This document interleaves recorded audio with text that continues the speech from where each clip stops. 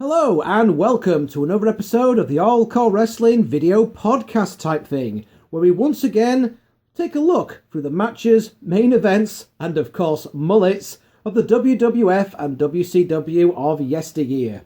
I am the Big Daddy D, and joining me here at the podcasting table is Little Daddy E. Hello! For this episode, we are back in the World Wrestling Federation for their second annual SummerSlam pay-per-view. Because when it's bloody freezing outside, when's a better time to feel the heat? It's SummerSlam 1989. Best fun 2K16. Anyway, it's August 28th, 1989, and we are now in East Rutherford, New Jersey. Your announce team for this evening is Jesse the Body Ventura and Tony Schiavone. Okay, what's he doing commentating on a WWF broadcast? Well, Schiavone is another guy that Vince had poached from the NWA/WCW, but his job here would be just another guy that hangs around backstage during the interviews. Like Sean Mooney had done, basically. This carried on for the best part of a year before he was sat next to Jesse to be the play-by-play commentator. He was intended to replace Gorilla Monsoon, but considering that Schiavone didn't commentate on another WWF pay-per-view until the 1990 Royal Rumble, before disappearing back to Turnerland, I'd say that this idea didn't go down well. I wonder why. Jesse certainly doesn't seem to get on well with him here. I wonder why. So, our first match is a non-title match between the WWF Tag Champions, the Brainbusters, which are Arn Anderson and Tully Blanchard, with Bobby the Brain Heenan managing them, against the Hart Foundation, with Bret the Hitman Hart and Jim the Anvil Neidhart. This is about as close as McMahon ever got to having a legitimate NWA versus WWF match on pay-per-view. Tully and Arn stunned the world by dethroning Demolition of the Tag Team Championship in a 2 out of 3 falls match on the 29th July edition of Saturday night's main event, thanks to some help from fellow Heenan family member Andre the Giant. I say stunned because it was a rare case of letting non-McMahon groomed talent get put over his boys. The Busters are the reigning tag champs, but because the match was signed before they won the titles, this is actually a non-title match.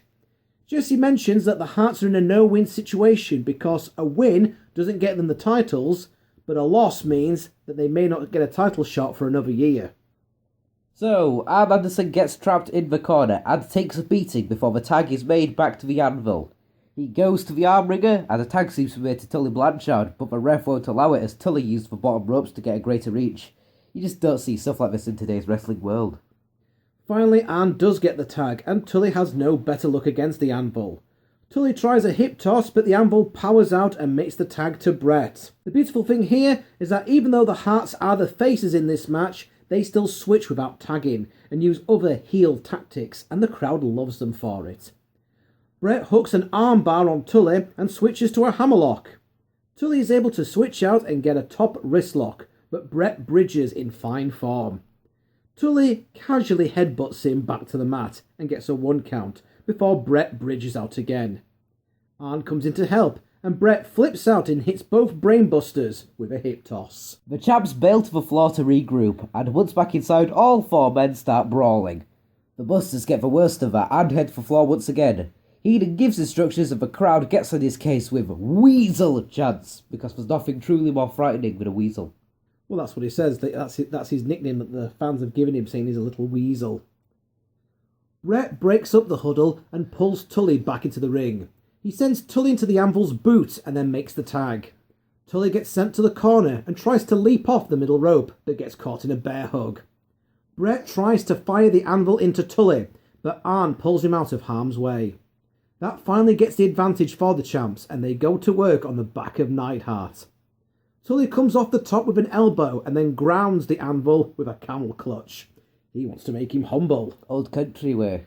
The anvil powers to his feet, but Tully is close enough to make the tag to Anderson. He cuts the anvil off and buries a shoulder into the ribs. He looks for a pin, but the anvil kicks out with a lot of power behind it, and that's enough for Arn to tag back out to Blanchard. The anvil gets caught in the corner and gets pounded. Anderson comes back, and after a crisscross spot, both men collide, and it's a race to their corner. Anderson opts to just stop the Anvil from making the tag. Anderson then looks to bounce off the ropes, but Bret buries a knee from the apron. The tag is made to both partners, and Bret takes on both Brainbusters on by himself. Tully eats the middle elbow drop, and a snap suplex follows. Anderson makes the save, and once again we have all 4 men in the ring. Arn gets knocked to the floor, and the Anvil follows. Back inside the ring, Bret hits a reverse atomic drop, and on the floor, Arn gets sent into the ring post. Bret slingshots the Anvil back into the ring, and he creams Tully with a shoulder. Bret heads up, and the Anvil power slams him onto Blanchard. The ref is too busy with Heenan to make the count, and that gives Arn the chance to come off the middle rope with a double axe to the back of Bret's head. Brain gets Tully out whilst Arn covers Bret, but hides his face to the referee so that he can't see that he's not the legal man. I guess an axe handle is 5 times more deadly if it goes from an illegal man. It's like when a punch is so devastating during an interview segment. Doesn't make any sense. Wrestling logic, folks. Anyway, the Buster's dirty tactic earns them the pinfall victory at the 15-minute 57 mark. And it's one of the best opening matches I think we've seen so far. Absolutely. In what we've sort of been covering on the podcast so far, this is by far one of the best opening matches. There's been a lot of terrible things on here. This was a great tag team match, plenty of storytelling and chemistry between the two teams. The Harts dominated a good portion of the action, showing that they are good enough to give the champs a run for their money, with the Busters doing an awesome job of being both the aggressive, well-oiled machine that they are, as well as being a pair of chicken shit cowards when the moment calls for it. This is how tag team matches should be. And then we get an insane promo backstage with none other than the American Dream Dusty Rhodes, who makes his WWF pay-per-view debut appearance here tonight. Polka dots and all. Can we play that clip? Well, we can certainly play the audio for it. All right, Dusty Rhodes, you're going to be meeting the Honky Tonk Man. Your last-minute thoughts. Ooh, and let me tell you about my thoughts tonight. I've been so excited since my first date with Sally Gooden. And besides that, the facts are in. The man said, Dusty Rhodes, I am the proprietor of Heartbreak Hotel. I am the man that wears the blue suede shoes. You can't sing. Proved you wrong. You can't dance. We know I can dance circles around you. And now you say, prove to me in public, if you will, come and get it. It's SummerSlam. Excitement galore. So honky tonk. Tonight, just a few moments, you get your opportunity to show the public that Dusty Rhodes can't wrestle. And brother, you can mark this one down tonight. I'm gonna kick your booty.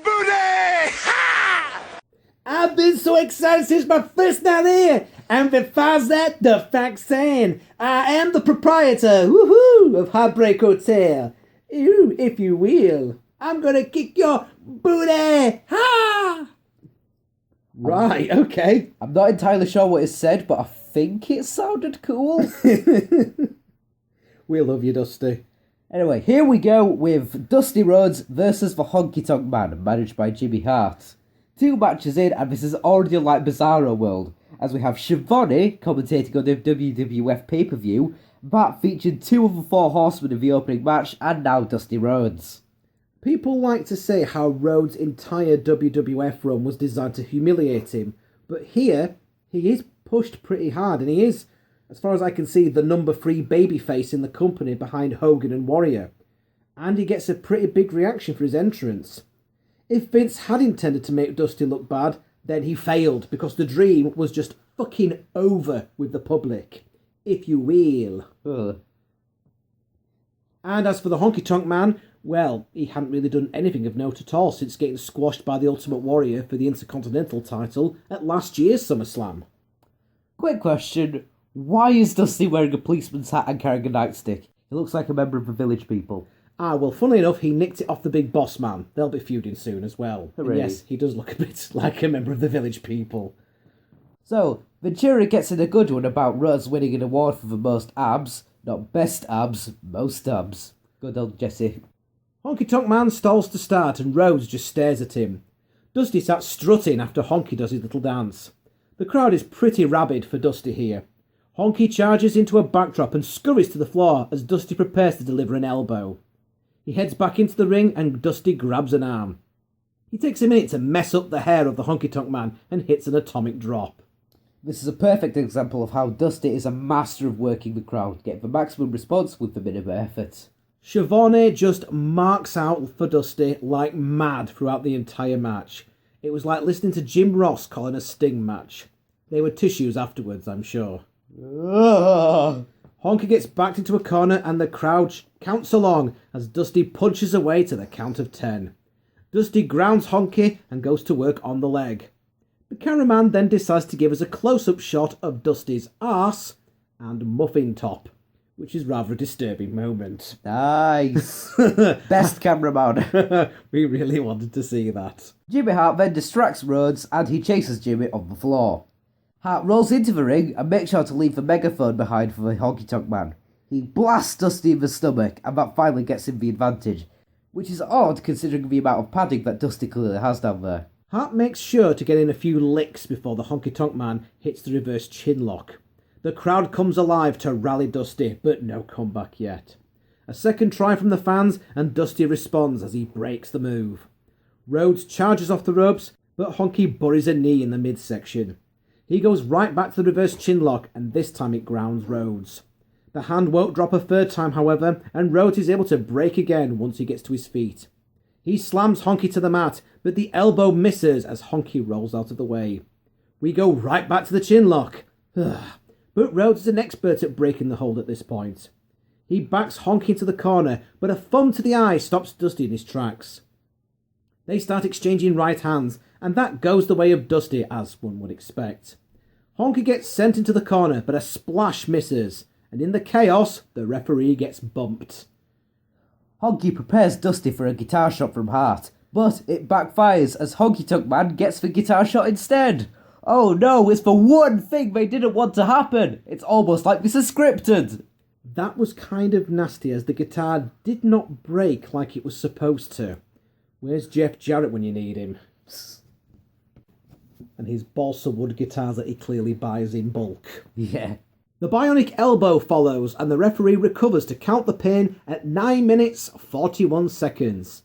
Sean Mooney interviews the Honky Tonk Man as he stumbles to the back and he gives a glassy-eyed promo about Priscilla and Lisa Marie. Because concussions were funny back in 1989. Hooray. Backstage, Mean Gene interviews Demolition and Hacksaw Jim Duggan about tonight's 6-man tag team match. Duggan has become King Duggan at this point, beating Haku for the crown. So, not only does he come to the ring with the American flag and a 2x4, which is also now painted to have stars and stripes on it, as well as a crown, but now he's got a crown himself and a robe as well. Oh, and tonight he also has a Demolition-style black gimp mask as well. If he gets any more accessories to make his entrance with, he's going to need a wheelbarrow to carry them all in. Wheelbarrow Jim Duggan! Ho! He's got the most accessories of any WWE figure. Buy him now. Yeah. You'd have a job trying to make him on any of the sort of 2K wrestling games. Yeah, it's like, I'm just going to need all of these. I'm going to have a crown and a plank of wood and the American flag and a gimp mask. Oh, I mean, plank of wood's got to have a crown on it as well. You'd have to do a lot of modding. You see, in the 80s and in the 90s as well, if you were a singles guy that teamed up with a tag team, then you had to wear some of their attire as well. Ahmed Johnson would do the same thing a few years later when he teamed up with the Legion of Doom at WrestleMania 13, I believe it was. Match number 3 is Mr. Perfect versus the Red Rooster. Yep, these gimmicks were given out in the same day. Well done, creative writing staff. It's kind of sad how far Hennig went and how far Taylor didn't when you consider both guys were hired pretty much simultaneously. Hell, Terry Taylor could just as easily have been Mr. Perfect. What if Kurt Hennig had become the Red Rooster? Hennig and Taylor have a pretty intense stare down with Hennig mocking the Rooster strut. So Taylor just pastes him with a slap to the face. However, Taylor's knee blows out a minute into the match with a failed slam, and the two are forced to improvise. Taylor gives it an effort, but he can barely stand, let alone walk. So Hennig ends it early with a perfect plex to a nice pop for the win at 3 minutes 21 seconds. Not a good match by any stretch, but at least the two pros were able to work around an injury, unlike original Sin Cara. Mean Gene is all set to interview Rick Rhodes and Bobby Heenan, with the SummerSlam sign suddenly... SummerSlam sign behind him falls down, and so they have to quickly cut away. Fuck it! Okay, standing by now, Gene Okerlund with Ravishing Rick Rude and Bobby the Brain Heenan. Gentlemen, as you know, the Ultimate Warrior. Fuck it.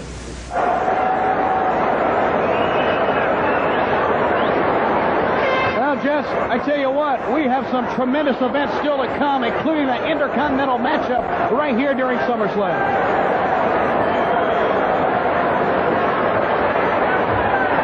I don't know what happened to that Gene Okerlund back there, but somebody's chasing him down.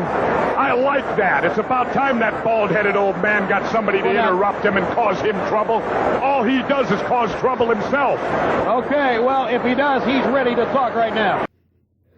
Tony Schiavone does the typical thing where he acts like nothing's happened and tries to move on to the next segment awkwardly. But Ventura's having none of that, and actually manages to save the segment by saying that somebody must be out to get Gene, and it's about time because that bald old man is a troublemaker. Classic. As you'd expect, this bit has been cut out of the network version. Fuck it! Why? It's not the most iconic part. When we come back to the interview for real, Rude and Heenan promise the Warrior that the IC belt will stay with them, and that the Warrior is the ultimate liar for promising his little warriors that he will be champion again. But now we're on to match number 4, and it's the first of 2 6-man tag team matches. Tonight we will have the fabulous Rougeau brothers and Rick Martel with Jimmy Hart and Slick versus Tito Santana and the Rockers. Wow, well you must be in heaven here because there's 5 mullets in this match, 6 if you include Jimmy Hart. Hooray! It's Mullet Mania running wild. Infinite mullets! This was a fun little 6-man, all thanks to the heel work of the Rougeaus and Martel, who had the arsehole heel characters down to a science. Martel's not quite the model at this point, he is just like a heel character. The model Rick Martel would come later on. Martel tries to keep his distance from Santana and only tags in when Tito's already down and battered. Tito Santana wrestles way too much of the match, leaving one wondering if the Rockers were living up to their names the night before. Tito plays the babyface in peril very well here, getting several near falls despite all the punishment. And a really smart finish at 14 minutes 58 seconds, as Martel pins the illegal Rocker but covers the Rocker's head with his body so that the referee can't tell. Kind of like the opposite of what the Brainbusters did with the Harts in the opening match. Very good match, although maybe not as great as I remember it being. Now we get a video recap of the epic Warrior vs Rude feud. Well done for saying that. Rude feud. Rude feud. The short version is that Rude attacked Warrior after a pose down at the Rumble, and then won the IC title with Heenan cheating at WrestleMania 5. This is Warrior's return match for the title, and he had to deal with members of Heenan's family to get to this point, including Andre the Giant. Yes, this feud started in January, and was still hot 7 months later in August. The good old days of only 4 pay-per-views a year. Warrior gives his normal, awesome, shouty promo that makes no sense, but it just works for reasons I can't understand. His face is the same colour as his purple face paint.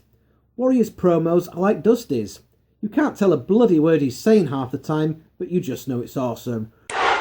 Ladies and gentlemen, you have just seen that amazing... The conditions that I have already continued to worsen as I have broken loose from all the string tickets and all the rubber rooms across these weak planets. And you, Andre the Giant, will realize that the power will become the 8th wonder of the world as we eat you alive. But you, Ravishing Rick Rude, as I promised, you will surrender to the gods above as I beat you. 1, 2, 3. Let's go back to the arena. As his finishes, he starts walking off as well, and Mean Gene's like trying to follow him.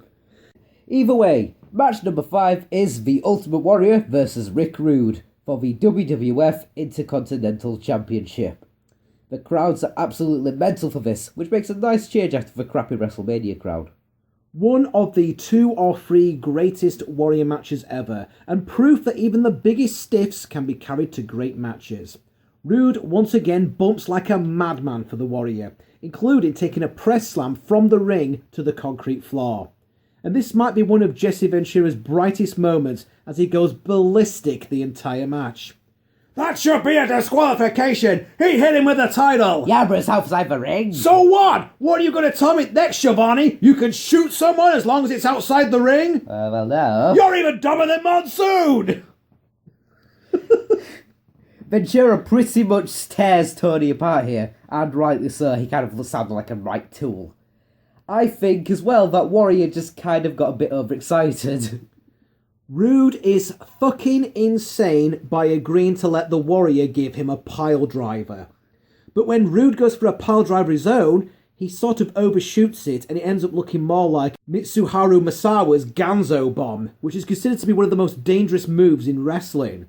Luckily, Warrior had the sense to tuck up his head, otherwise that could have been quite nasty. Whoever thought that out of the Warrior and Rick Rude fucking up a pile driver, it would be Rude? So, Tony has gone absolutely out of his mind at this point and has just resorted to shouting out the name of the move or the name of a body part. Pile driver! Clothesline! The shoulder! Yeti! What? Roddy Piper makes an appearance and distracts Rude by flashing his arse at him. This obviously stuns Rude long enough to allow the Warrior time to recover and hit Rude with a back suplex.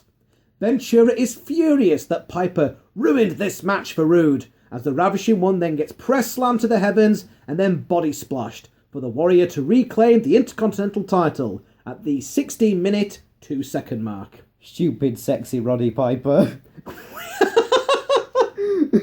Very good. Winner and new Intercontinental Champion, The Ultimate Warrior. This really was an epic feud. Rude bumped like a boss and made Warrior look amazing here. This was much, much better than their match at WrestleMania 5. VG now does a series of interviews, as I assume we've probably hit the intermission. Perfect, Piper, Garvin, Rude and Heenan all give their thoughts on what has just happened. It's like they had a queue of wrestlers and stood behind the camera waiting their turn. It looked a bit silly, really. The highlights of these are Bobby Heenan absolutely losing his mind over Rude losing the title, and Piper asking what a Scotsman wears under his kilt. Answer, a pair of shoes. He wears his shoes in his balls? Garvin has a tuxedo on because he has a special assignment for tonight. Jesse and Tony kill some more time as they assume they're welcoming everyone back following the intermission. They talk about the No Holds Barred movie and Zeus coming into the WWF for real to face Hogan. There's footage of Savage on the Brother Love show where he officially fires Elizabeth as his manager and hires Sensational Sherry instead, with Zeus later joining them. Zeus is actor Tommy Tiny Lister, who has appeared in quite a number of other films such as Friday, The Fifth Element, and The Dark Knight. Yes, really. Our next match is another 6-man tag team match, and it's possibly the largest 6-man tag team match ever, as the Twin Towers and Andre the Giant take on Demolition and King Duggan. There's a sign in the crowd that says that Demolition will topple the Twin Towers, which probably wasn't a good idea in retrospective. Damn you, hindsight! Jive Soul Bro is back on the network. Make up your bloody mind, are you using it or not?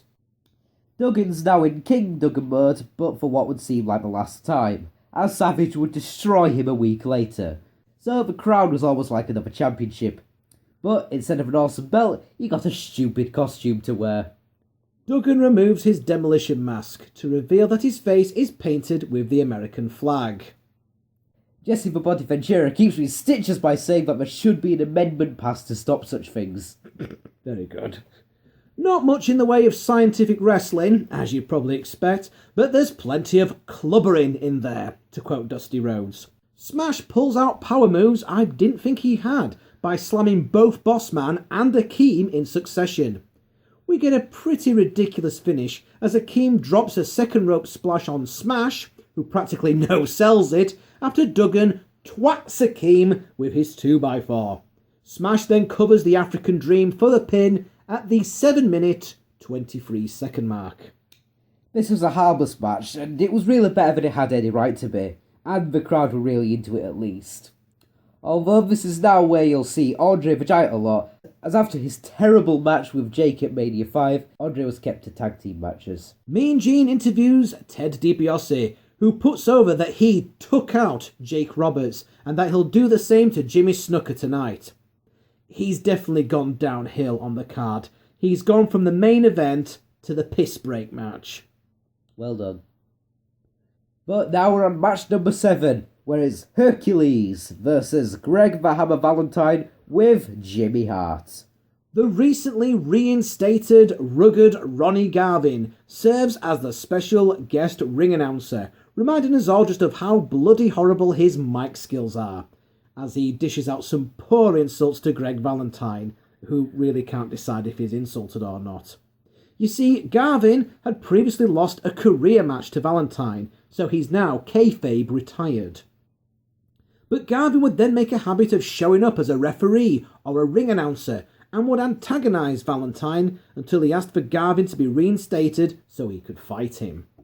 The match between Valentine and Herc barely gets started before Valentine uses his feet on the ropes to pin Hercules. But Garvin reverses the decision, declaring Hercules as the winner by DQ at 3 minutes and 8 seconds. Valentine then punks Garvin out with a shot more believable than anything in the previous 3-minute match.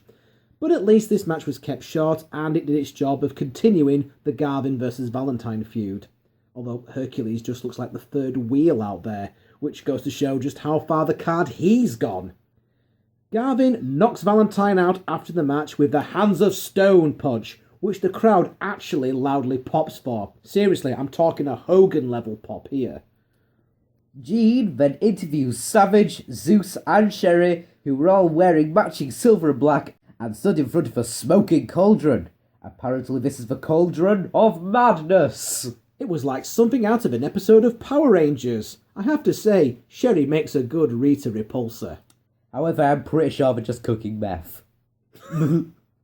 This was an awesome promo, yet incredibly goofy at the same time. Sherry is already showing huge improvements in her interviews, so this partnership with Savage is doing a lot of good. This promo was delightfully insane. Oh, Mean Gene Okerlund, this is the cauldron of madness that we have spoke of oh so fondly in the past months. What will help us destroy Hulk Hogan, Brutus Beefcake? Ah! I look in there, what do I see? I see Hulk Hogan laying flat on his back. And another thing, what do I see? Brutus Beefcake. He's good, he's finished. And then, hopefully we can see what's going to happen with Miss Elizabeth if she's here. Where is she? Where is she? What's cooking, Macho Man? Where is she? Unbelievable. I see the same things that Sensational Sherry sees, only I see them a little smaller, yeah. Like in itsy bitsy pieces, if you know what I mean. I see the weak link, Brutus the Barber Beefcake. Oh, yeah, on the bottom of the Cauldron of Madness, yeah.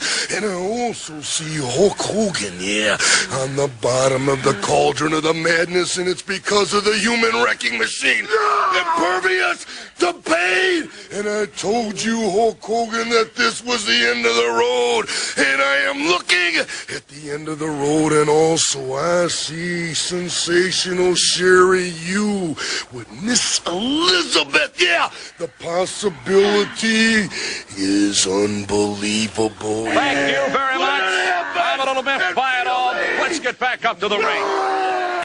Match number 8 is the $1 Million Man Ted DiBiase with Virgil versus Superfly Jimmy Snuka.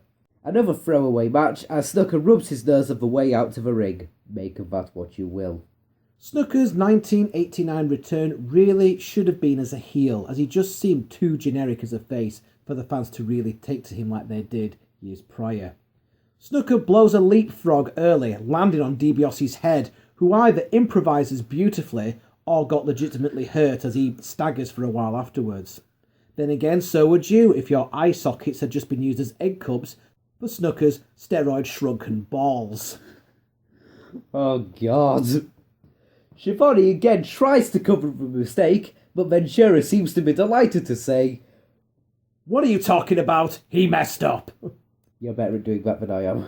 Other than that, it's a pretty unspectacular match as neither man seems terribly motivated.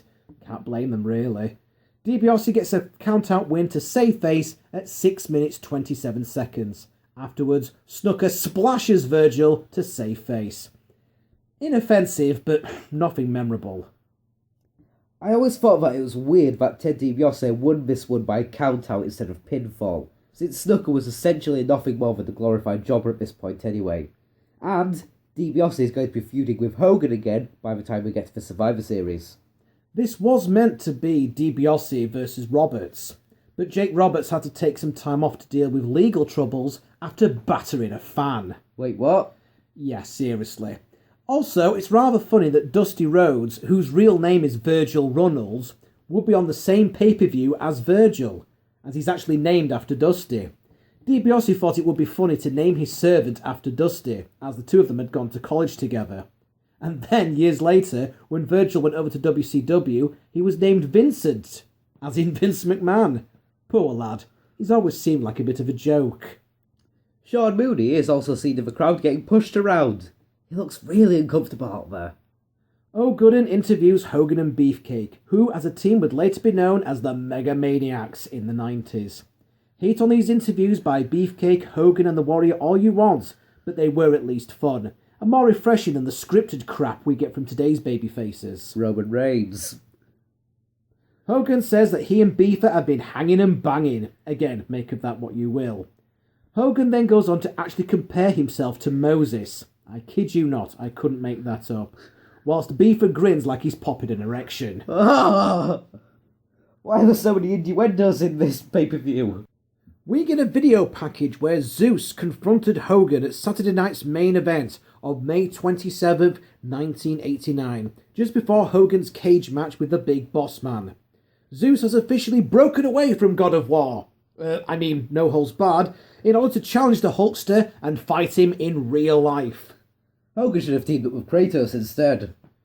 The genius, full of glory and renown, then makes his pay-per-view debut and reads a poem about how outclassed Hogan, Beefer and Liz are compared to the might of Savage, Sherry and Zeus. Well, it makes sense. He is Randy's brother after all. Do they ever acknowledge that Macho and Genius are related? No. Weird that. I wonder if WWE will ever acknowledge that Bray Wyatt and Bo Dallas are brothers as well, and that their dad is IRS. You know, it's probably because we don't really get the sense of a accountant having a son who happens to be a creepy redneck. And a motivational speaker. And yeah, one who's a motivational speaker. So, now it's time for the main event of the evening.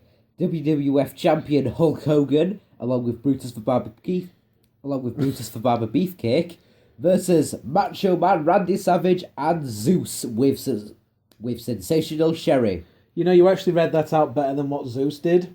Wait, seriously? He called Beefcake Beefcake Barber. Beefcake Hulk Hogan Beefcake Barber. Did it say that it's like literally going to kill them as well? Yes, he's literally going to kill them. So, Hogan and Beefcake surprise Savage by bringing Elizabeth out to second them. And Savage freaks out accordingly, of course. Zeus, as you'd imagine, is terrible. No selling everything and literally having free moves. Punch, choke and bear hug. Which are two more moves than Dennis Rodman has. And he normally has his hands in the air beforehand, before he does a choke. As if to say, I'm going to choke you now! He's a bit like Great Khali, really. Wow, he's the guy that makes the Great Khali look talented. That's very difficult. Savage and Zeus continue to dominate Hogan. I only remember Hogan looking this vulnerable 2 other times, once against the Warrior and another time against Brock. And probably the Undertaker as well. The Macho Man, he's working his arse off here. He's about the only guy working out there. He's running around like a madman, throwing himself around and playing a great gimmick where he's trying to keep the crazy Zeus calm. Savage is the only redeeming aspect of this. Macho lands the big elbow off the top rope on Hogan, and I'll give you 3 guesses as to how Hogan sold it. and the first two don't count. I'm talking full-on Legion of Doom versus Rob Van Dam and Kane here, after popping straight back up after the choke slam and 5-star frog splash, and then getting fired as soon as they went backstage. But this is Hogan, so he gets away with that shit. And, in a surprising bit of booking, after Zeus kicks Hogan's ass all over the place, it's Beefcake who actually gets the offence of Zeus, with an eye rake and a sleeper hold.